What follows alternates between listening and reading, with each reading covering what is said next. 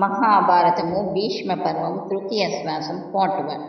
తృతీయ శ్వాసం నందు భీముని చేతిలో వీరసర్గం పొందినవారు ధృతరాష్ట్ర కుమారుడు సునాభుడు, ఆదిత్యకేతుడు, అపరాజితుడు, భాగస్వి, పండితుడు, కుండదారుడు, వశాలాక్షుడు, మహోదరుడు, కుండవేది, అనాదృష్టుడు, కనకధ్వజుడు, విరావి, సుబాహుడు, దీర్ఘబాహుడు, దీర్ఘలోచనుడు, ఐరావతుడి చేతిలో వీరసర్గం పొందినవారు శకుని తమ్ముడు, శుకుడు, శర్మవంతుడు, వృషకుడు, అర్జవుడు, గజుడు, గవాక్షుడు. ధృతరాష్ట్రుడు 6వ రోజు యుద్ధంలో తన కుమారుడు వెనకబడినందుకు ఖేదపడి మిగిలిన విషయాలు చెప్పమని సంజయుణ్ణి కోరాడు. సంజయుడు, మహారాజా, నీ కుమారుడైన సుయోధనుడు పితామహుని వద్దకు వెళ్ళి, పితామహ, పాండవ బలం రోజు రోజుకు పెరిగిపోతుంది. ఈరోజు నేను నీ ముందే భీముని చేతిలో భంగపడ్డాను. ఇంతకంటే అవమానం ఏమున్నది? కుంతి తనువులను నీ సహాయంతో గెలుస్తానని అనుకున్నాను. నువ్వేమో పాండుసుతులను అడ్డలేకపోతున్నావు. వారికింత బలం ఎలా వచ్చింది? భీష్ముడు, సుయోధన, నన్నెలా నిందించెదవు? నేను నా శాయశక్తులా యుద్ధం చేస్తూనే ఉన్నాను. నేను నీకు ముందే చెప్పాను, పాండుసుతులను గెలవడం సులభ సాధ్యం కాదని. అయినా నువ్వు నా మాటను లక్ష్య పెట్టలేదు. అయినా నేను నీకు విజయం కలిగేలా యుద్ధం చేస్తాను. ఆ మాటలకు సుయోధనుడు కొంత ఊరట చెందాడు. మరునాడు యుద్ధంలో కురు సైన్యాలు మండల వ్యూహంలో నిలిచాయి. నీ కుమారులంతా అతనికి ఇరువైపులా పుట్టారు. ఇది చూసిన యుధిష్ఠిరుడు ధృష్టద్యుమ్నునితో చెప్పి తన సైన్యాలను వజ్రవ్యూహంలో నిలిపాడు. తుర్యనాదాల నడుమ 7వ రోజు యుద్ధం ఆరంభమైంది. ద్రోణుడు విరాటుని, అశ్వత్థామ, శిఖండిని, దుర్యోధనుడు, ధృష్టద్యుమ్నుని, శల్యుడు, నకుల సహదేవులను, విందానువిందుడు, యుధామన్యుణ్ణి, పెక్కుమంది రాజులు అర్జున్ని ఎదుర్కొన్నారు. భీమసేనుడు కృతవర్మను, అభిమన్యుడు చిత్రసేన, దుశ్శాసన, వికర్ణులను, ఆలంబాసుడు, సాత్యకిని, దుష్టకేతువు, భూరిశ్రవుని, చెక్కిటానుడు, కృపాచార్యుని, ధర్మరాజు, శృతాయును, పలువురు రాజులు భీష్ముణ్ణి ఎదుర్కొన్నారు. అర్జునుని ప్రతాపం. తన మీదకు వచ్చిన రాజులను అర్జునుడు 2 చేతులతో గాంధీవం నుండి బాణాలను వదులుతూ శరవర్షం కురిపిస్తున్నాడు. వారంతా ఒక్క పెట్టున విజృంభించి కృష్ణ అర్జునులను తమ బాణాలతో ముంచెత్తారు. అది చూసిన నీ కుమారులు జయ జయధ్వానాలు చేశారు.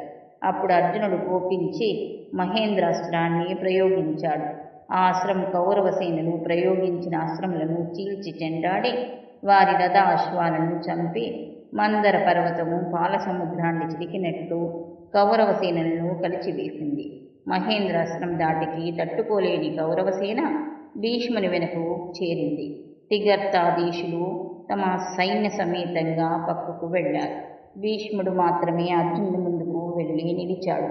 ఇది చూసిన సుయోధనుడు, కౌరవ యోధులారా, తాత భీష్ముణ్ణి ఒంటరిగా వదిలి పారిపోతున్నారా? మీ వంటి వారు ఎక్కడైనా ఉంటారా? వెళ్ళండి, భీష్మునకు తోడుగా ఉండండి అని అరిచాడు. రోషం వచ్చి కౌరవ సేనలు భీష్మునికి సహాయంగా నిలిచాయి. ద్రోణ విరాటుల పోరు. ద్రోణుడు విరాటుని విల్లుని ధ్వజమును 2 బాణాలతో విరిచాడు. విరాటుడు మరొక బాణంతో ద్రోణుని శరీరంలో శరములు దించాడు. ద్రోణుని రథసారథిని చంపాడు. మరొక 4 బాణములను వేసి ద్రోణుని విల్లు విరిచాడు. ద్రోణుడు కోపించి 8 బాణాలను ప్రయోగించి విరాటుని రథాశ్వములను చంపాడు. రథమును కూల్చాడు. విరాటుడు తన కుమారుడైన శంకుని రథాన్ని అధిరోహించి ద్రోణునిపై శరవర్షం గుప్పించాడు. వెంటనే ద్రోణుడు ఒక దివ్యాస్త్రాన్ని స్మరించి శంకుని కొట్టాడు. ఆ బాణం శంకుని గుండెల్ని చీల్చింది. శంకుడు రథంపై వాలి మరణించాడు. తన కుమారుని మరణానికి ఖేదపడిన విరాటుడు చేసేది ఏమీ లేక తన సైన్యాలను తీసుకొని పారిపోయాడు. అది చూసిన శిఖండి, అశ్వత్థామ ఫలభాగమున 3 బాణములు నాటాడు.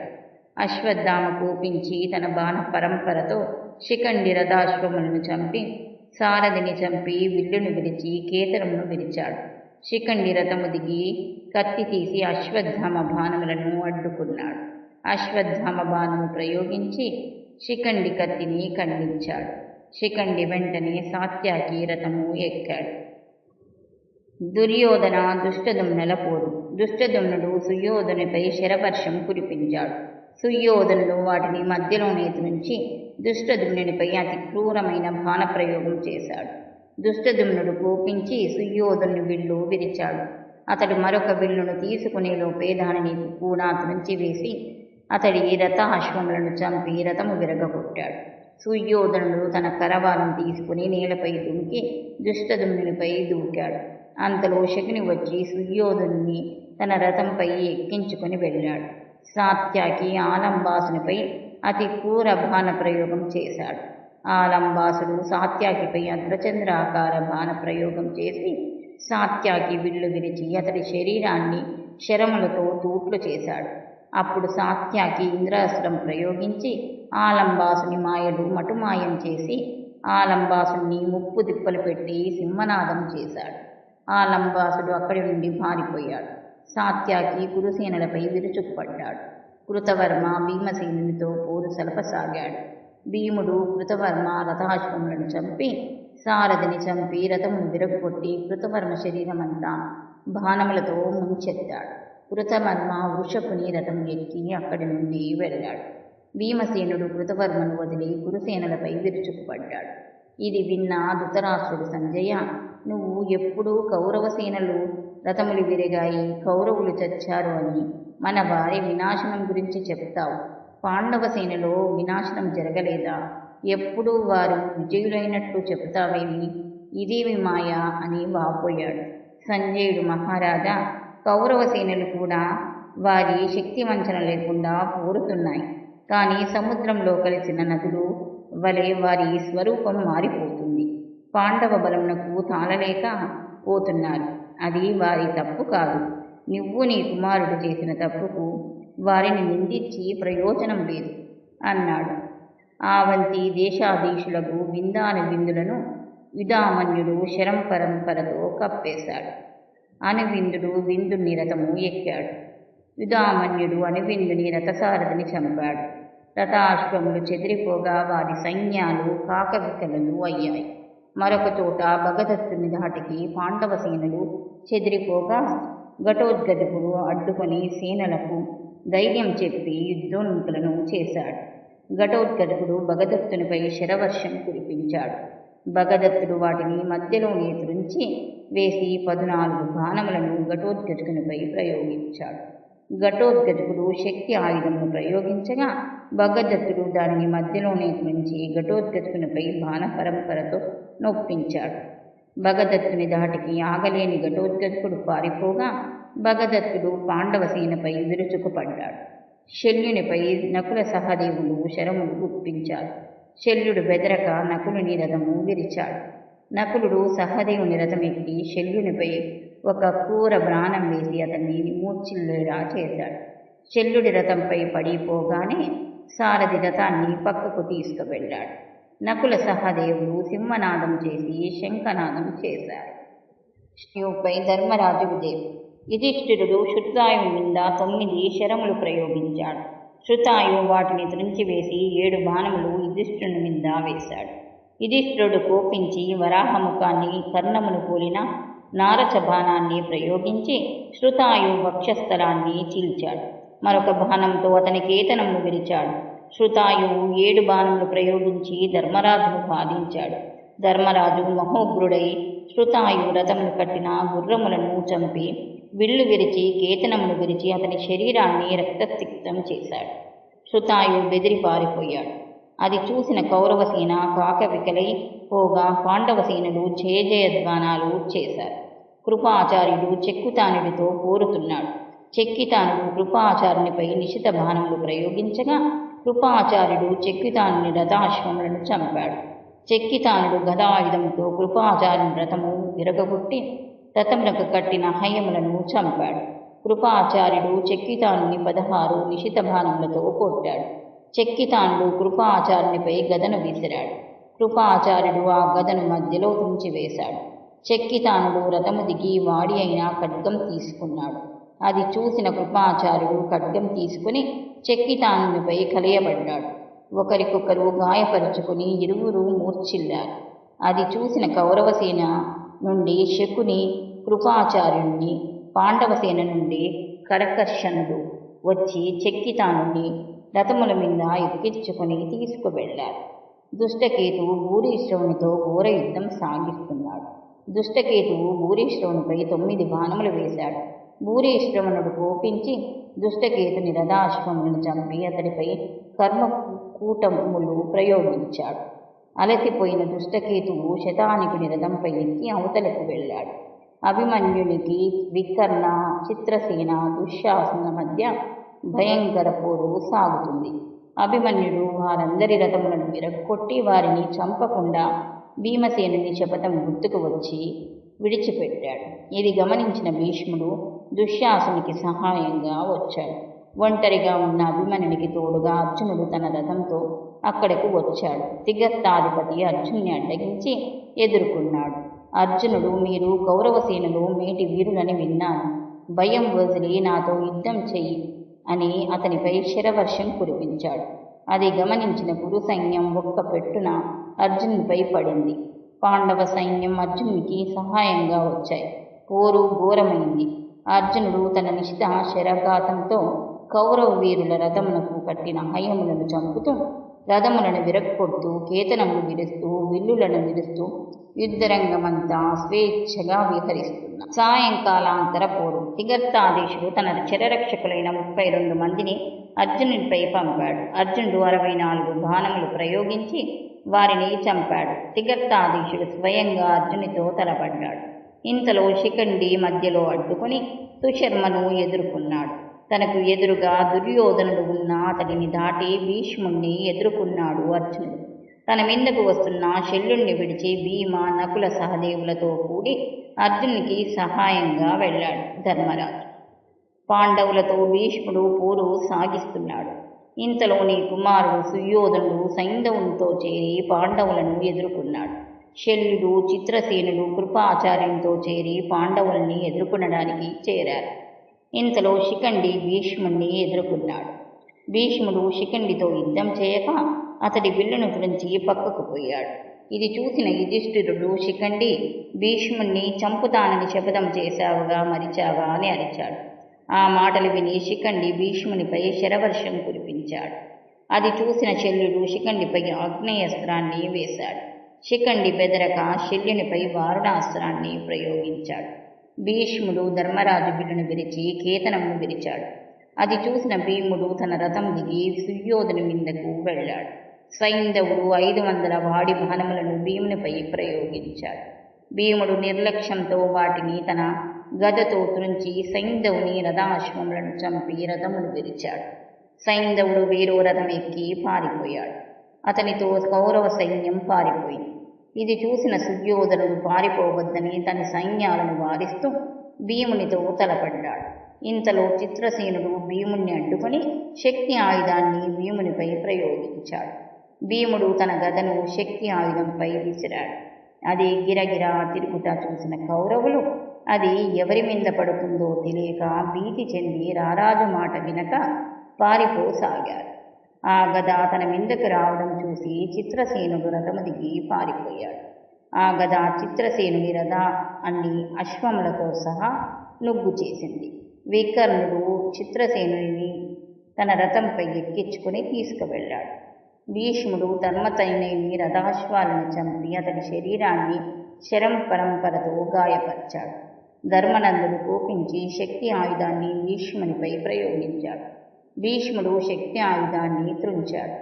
ధర్మనందుడు నకుల సహదేవుల రథాన్ని అధిరోహించాడు. భీష్ముడు నకుల సహదేవుల మీద శరసంధానం చేసి వారిని నొప్పించాడు. ధర్మనందుని ఆదేశంపై పాండవ సేనలోని రాజులంతా తమ సైన్యాలతో భీష్ముణ్ణి ఎదుర్కొన్నారు.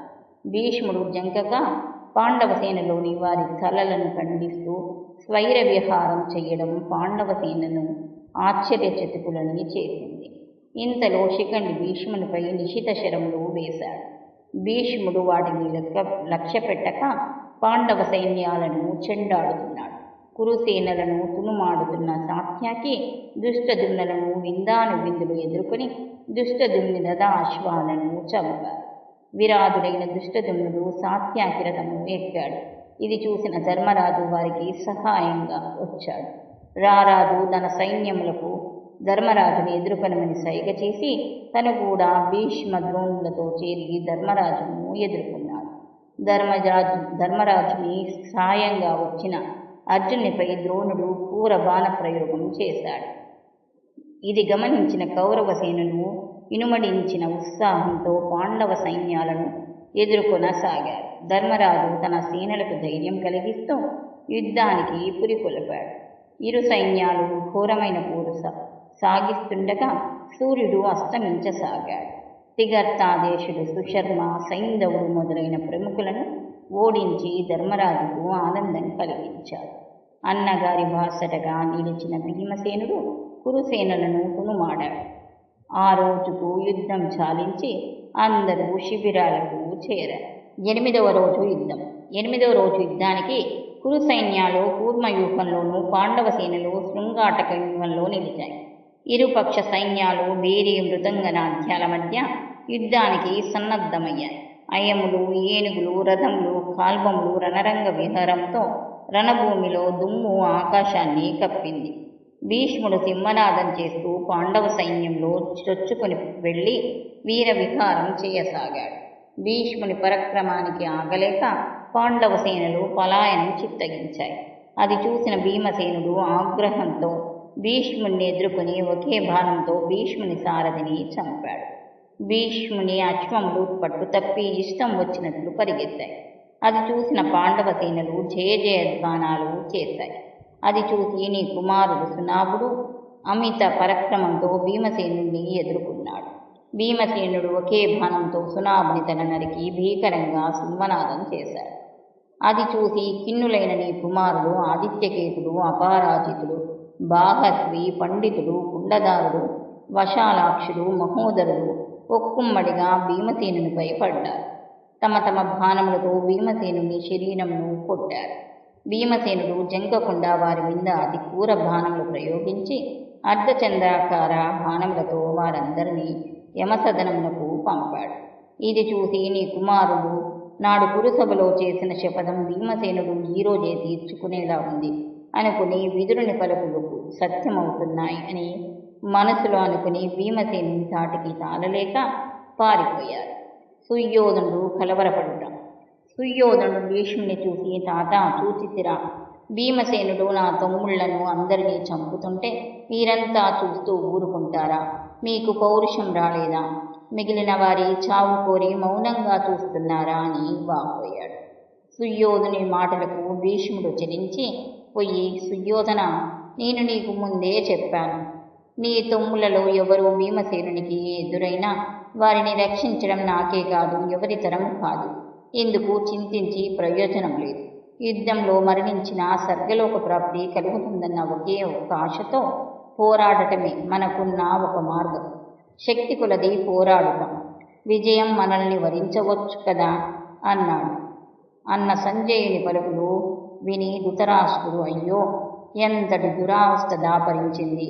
భీష్మ ద్రోణులు ఉండి కూడా నా కుమారులు భీముని చేత దారుణంగా చంపబడ్డారే, వగచి లాభమేమి? నా మాట వినక సుయోధనుడు తమ్ముల మరణం కొని తెచ్చుకున్నాడు అని దుఃఖించాడు. సంజయుడు తిరిగి చెప్పసాగాడు. భీష్ముడిని కురుకుమారుల మరణం ఆగ్రహోదగ్రుణ్ణి చేసింది. అతడు భీముని వైపు పోవడం చూసిన ధర్మరాజు దుష్టదుమ్నుడిని, సాత్యాకిని, శిఖండిని భీమునికి సహాయంగా పిలిచాడు. సుయోధన ప్రేరేపిత రథికులు అర్జున్ని ఎదుర్కొన్నారు. చక్కితానుడు, ద్రౌపది తనయులు అర్జునికి సహాయం రాగా అర్జునుడు కురు సైన్యాలపై విరుచుకుపడ్డాడు. అభిమన్యుడు, ఘటోత్కచుడు కురు సైన్యాలపై విరుచుకుపడుతున్నారు. ద్రోణాచార్యులు చిత్ర విచిత్ర రీతుల రథాన్ని నడుపుతూ ద్రుపదుని సేనలపై శరవర్షం కురిపిస్తున్నాడు. భీమసేనుడు తన నిశిత శరములతో కౌరవ గజబలమును నేలకూలుస్తున్నాడు. నకుల సహదేవులు తమ కరావాలములతో కౌరవ అశ్వదళమును మట్టుబెడుతున్నారు.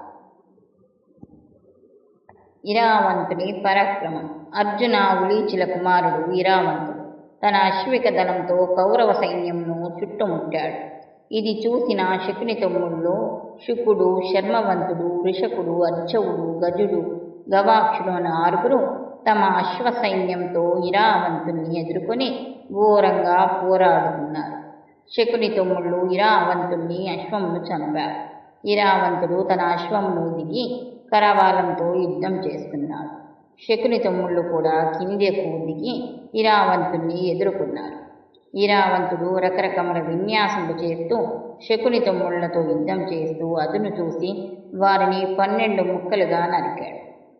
అది చూసిన సుయోధనుడు ఆలంబాసుని పిలిచి, ఆలంబాస, వీడు ఈరోజే మన సైన్యాలను నాశనం చేసేలా ఉన్నాడు. వెంటనే నువ్వు అతడిని ఎదుర్కొని హతమార్చు అని చెప్పాడు. ఆలంబాసుడు ఇరావంతుడిని సమాంతరంగా మరొక అశ్వబలమును సృష్టించాడు. 2 దళాలు ఒకదానితో ఒకటి పోటీపడి నశించాయి. ఇరావంతుడు ఒంటరిగా పోరాడుతూ ఆలంబాసుని ఖడ్గము విల్లు విరిచాడు. ఆలంబాసుడు ఆకాశానికి ఎగిరాడు. ఇరావంతుడు ఆకాశానికి ఎగిరి ఆలంబాసునితో మాయాయుద్ధం చేస్తున్నాడు. ఇరావంతుడు అలంబాసుని తల నరికాడు. అయినా అతడు చావలేదు. ఇరావంతుడు తన తల్లిని తాతగారిని తలుచుకుని విషనాగులను సృష్టించాడు. ఆలంబాసుడు డేగరూపం ధరించి ఆ నాగులను చంపి వెంటనే ఇరావంతుని తల నరికాడు. ఇరావంతుడు మరణించాడు. ఘటోత్కచుకుని పోరు. ఇరావంతుని మరణం చూసి ఘటోత్కచుడు తన రాక్షస సైన్యంతో కౌరవ సైన్యంతో తలపడ్డాడు. తన శూలాయుధంతో గజ, అశ్వ, పదాతి దళాలను గుచ్చి పైకెత్తి నేలకేసి బాది చంపుతున్నాడు. అందరినీ మూకుబడిగా చంపుతున్నాడు. ఇది చూసి సుయోధనుడు వంగదేశాధిపతి తమ గజ సైన్యంతో ఘటోత్కచుకుని ఎదుర్కొన్నారు. ఆ గజ బలమును చూసిన ఘటోత్కచుడు పొంగిపోయి భుజములు చరిచి కరవాలంతో గజముల తొండములను, దంతములను, శిరములను ఖండించసాగాడు.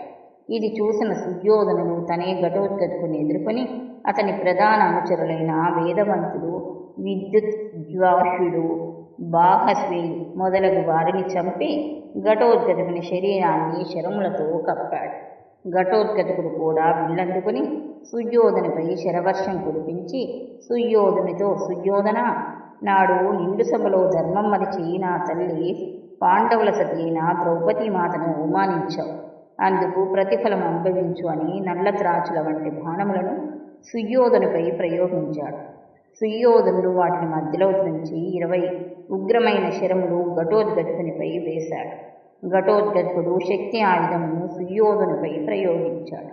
వంగదేశాధిపతి శక్తి ఆయుధాన్ని ఎదుర్కొన్నాడు. ఆ ఆయుధము వంగరాజు గజమును చీల్చి వేసింది. వంగరాజు పారిపోయి ప్రాణములు దక్కించుకున్నాడు. ఇది చూసి అతడి సైన్యం ఆహాకారాలు చేస్తూ పారిపోయాడు. సుయోధనుడు ధైర్యంగా ఘటోత్కచుకుని ఎదుర్కొని తను నేర్చిన అన్ని అస్త్రములు ప్రయోగించి ఘటోత్కచుకుని ఎదుర్కొన్నాడు. వాటన్నిటినీ ఆకాశంలో పొడి చేసి ఘటోత్కచుకుడు సింహనాదం చేశాడు.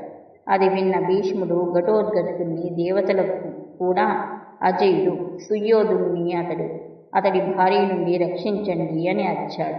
అది విని ద్రోణుడు, అశ్వత్థామ, కృపాచార్యుడు, చిత్రశ్రేణుడు, బృహద్బలుడు, బాహ్లికుడు, అవంతి నాదుడు, భూరీశ్రవుడు, సైంధవుడు, సోమదత్తుడు, వివిశంతి, వికర్ణుడు ఒక్కుమ్మడిగా రథములు నడుపుతూ నీ కుమారునికి రక్షణగా నిలిచి ఘటోత్కచుకునితో పోరాడుతున్నారు. వారిని చూచి ఘటోత్కచుకుడు రెట్టించిన ఉత్సాహంతో వారందరి మీద తన నిశిత శరములు కురిపించాడు. వారి రథ సారథులను చంపి విల్లులు విరిచి రథములను విరిచి వారిని చికాకు పరిచాడు. ద్రోణాచార్యుడు మొదలైన 12 మంది ఘటోత్కచుకునిపై మహాస్త్రాలు ప్రయోగించారు. ఘటోత్కచుకుడు ఆకాశానికి ఎగిరి మాయాయుద్ధం చేయసాగాడు. భీమసేనుని పరాక్రమం. ఇది చూసిన ధర్మరాజు భీముణ్ణి చూసి, అర్జునుడు భీష్ముణ్ణి ఎదుర్కొంటున్నాడు. నువ్వు వెళ్ళి ద్రోణాదులతో పోరాడుతున్న ఘటోత్కచుకుని రక్షించు అన్నాడు. సుయోధనుడు ఒక అర్ధచంద్రాకార బాణంను ఘటోత్కచుకునిపై వేశాడు. సింహనాదం చేసుకుంటూ అక్కడకు చేరిన భీమసేనుని ధనసును సుయోధనుడు ఖండించాడు. మరొక నారచ బాణంను ప్రయోగించి భీముని వక్షస్థలం మీద కొట్టాడు. ఆ దెబ్బకు భీమసేనుడు దిమ్మరపోయాడు. అది చూసిన ద్రౌపదీసుతులు సుయోధుణ్ణి ఎదుర్కొన్నారు. ఇంతలో అభిమన్యుడు, ఘటోత్కచుకుడు వారికి సహాయం వచ్చారు.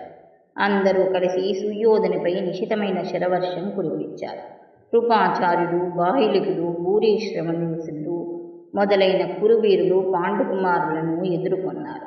ఇంతలో భీమసేనుడు తేరుకొని తిరిగి శత్రువుల మీద లగించాడు. ద్రోణుడు కూరశరములతో భీమసేనుణ్ణి కొట్టాడు.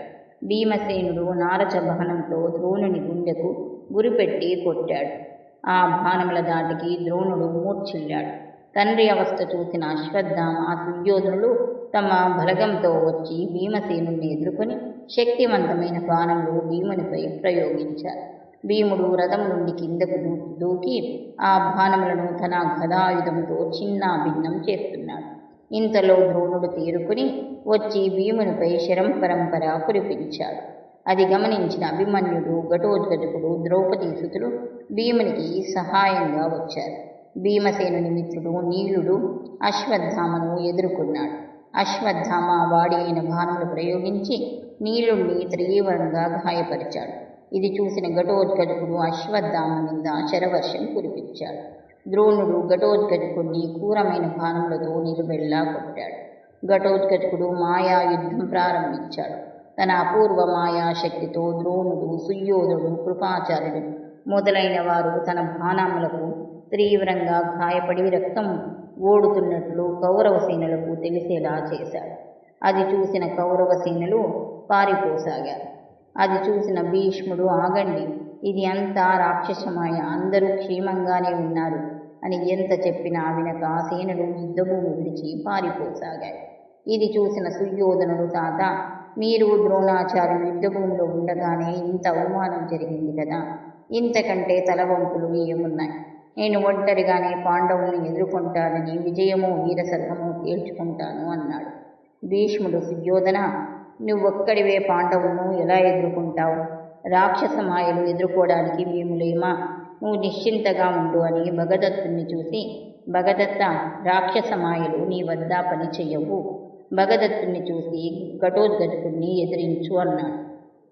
భీష్ముని మాటలకు భగదత్తుడు పొంగిపోయి సుప్రీతకము అనే ఏనుగును ఎక్కి తన సేనలతో ఘటోత్కచుడిని ఎదుర్కొన్నాడు. ఇది చూసి కౌరవ సేనలు ధైర్యం తెచ్చుకొని తిరిగి చేరాయి. సాయం సమయం అయింది. సాయంకాలాంతర యుద్ధం. పర్వతం లాంటి తన ఏనుగును ఎక్కి ఘటోత్కచుడు భగదత్తుని ఎదుర్కొన్నాడు. భీమసేనుడు, అభిమన్యుడు, ద్రౌపదీసుతులు ఘటోత్కచుడికి సహాయం వచ్చారు. ఘటోత్కచుడు బల్యం వంటి బాణమును వేసి భగదత్తుని ఏనుగును గాయపరిచి మరొక శూలమును తీసుకుని భగదత్తుని మీద వేశాడు. దానిని త్రుంచి భగదత్తుడు ఘటోత్కచుని రథాశ్వములను చంపాడు. అభిమన్యుడు ద్రౌపదీసుతుల రథాశ్వములను చంపి వారిపై శరవర్షం కురిపించాడు. పాల సముద్రమును మందర పర్వతం చిలికిన విధంగా పాండవ సేనల మధ్య తిరుగుతూ వారిని చికాకుపరిచాడు. సుప్రీతకము తనకు ఎదురు వచ్చిన హయములను, గజములను, కాల్పములను కాళ్లతో త్రొక్కుతూ విహరిస్తూ ఉండగా సుయోధనుడు, ద్రోణుడు, కృపాచార్యుడు రథములతో వచ్చి వీర విహారం చెయ్యసాగారు. వారి దాటికి పాండవ సైన్యాలు బెదిరిపోసాగారు. ఇది చూసిన ధర్మరాజు తన సైన్యాలకు చెయ్యి ఊపి ప్రోత్సహించాడు. అర్జునుడు పాంచాల భూపతితో చేరి కౌరవ సైన్యాలను ఎదుర్కొన్నారు. అర్జునుడు ధనుష్టాకారం చేస్తూ శంఖమును పూరించుచూ గాంధీవం తీసుకుని కురు సేనలపై శరంపరంపర కురిపించాడు. అప్పుడు అతడి వద్దకు భీముడు వచ్చి ఐరావతిని మరణవార్తను చెప్పాడు.